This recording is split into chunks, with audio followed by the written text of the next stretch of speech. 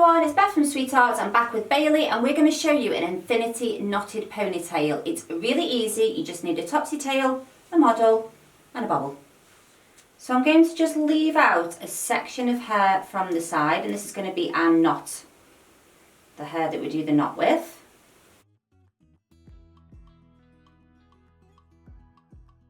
So just using a little bit of spray, just making sure we haven't got any flyaways. This is just like a shine spray, but you could use a wax spray or a hairspray.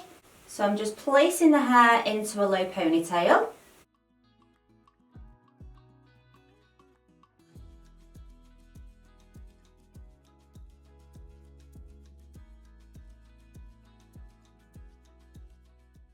So I've just put a little bit of soft wax on my hands. You don't have to do that bit, but I feel like that's just going to make sure that there's no sort of flyaways happening as we're doing our little knots. So you're going to start off with this left section and you're just going to flip it in on itself like that with 2 fingers coming through that loop.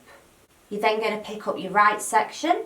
So grabbing hold of this right section, you're going to place it in between these 2 fingers like so, making sure it's all smoothed out so it comes across like that.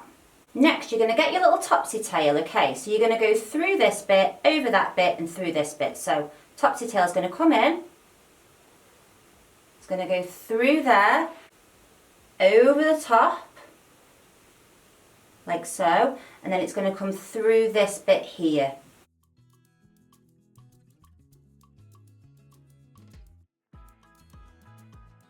You're then going to come back to this side here and you're going to put this top piece over, take your fingers out, this one comes over the top and comes through the loop,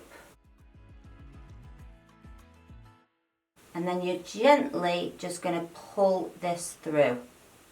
You're then going to put an elastic band underneath here to tie these 2 together. You've got your little knot there now, so next we're going to just pull at these edges.